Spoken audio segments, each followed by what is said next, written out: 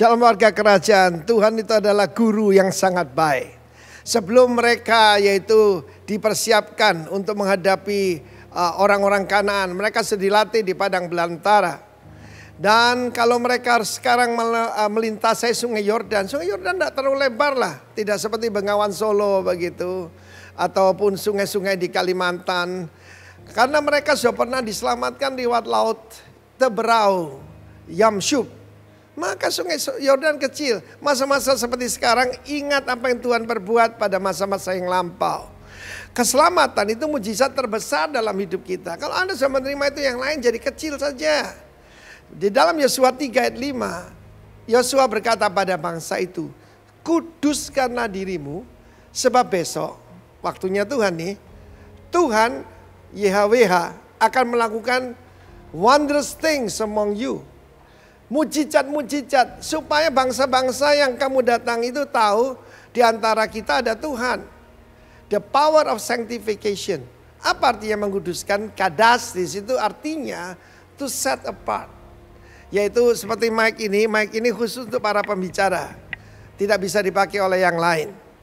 Demikian juga itu artinya set apart. Kuduskan dirimu. Mumpung kita di rumah, mari kita bersih-bersih rumah, bersih-bersih hati, bersih-bersih pikiran. Sebab ada hubungan antara mujizat dengan menguduskan diri. Tuhan itu menolong orang benar.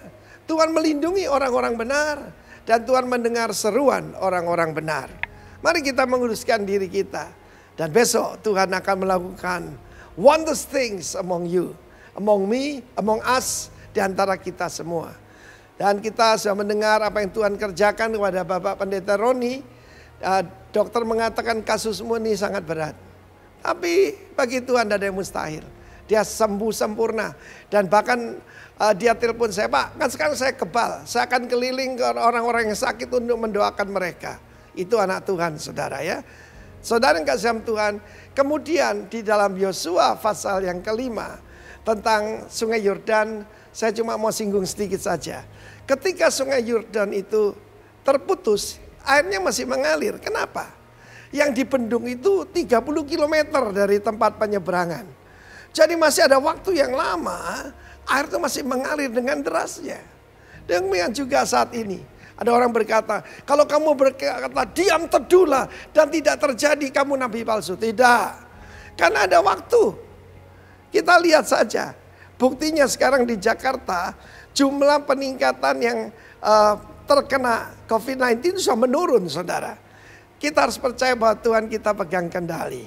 Tetapi yang menarik dalam Yosua 5. Yosua 5 sebelum yaitu peperangan menghadapi benteng Jericho yang luar biasa. Tuhan berkata, sunatlah bangsa ini untuk kedua kalinya. Artinya masih banyak yang mereka dilahirkan di padang belantara.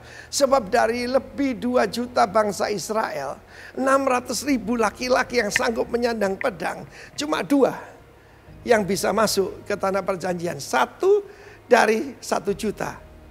Very few. Hati-hati saudaraku. Sebab ada kuasa dalam kekudusan. Orang tidak percaya akan mati di padang belantara. Dan perhatikan bagaimana Tuhan berkata sunat. Sunatnya pakai pisau batu. Tuhan ini kadang-kadang caranya aneh, saudara. Kenapa tidak pisau dari baja aja? Kok dari batu? Tetapi itu Tuhan hanya harus punya bangsa yang kudus. Sebelum imamat rajani harus ada imamat kudus. Dan apa yang terjadi, mereka mengalami kemenangan yang gilang gemilang. Dan pertama kali mereka merayakan Pesah, merayakan Paskah. Ada kuasa di dalam memperingati kematian Tuhan Yesus. God bless you warga kerajaan. The power of sanctification. Sanctify yourself, for tomorrow the Lord will do wonders, miracles among you. God bless you.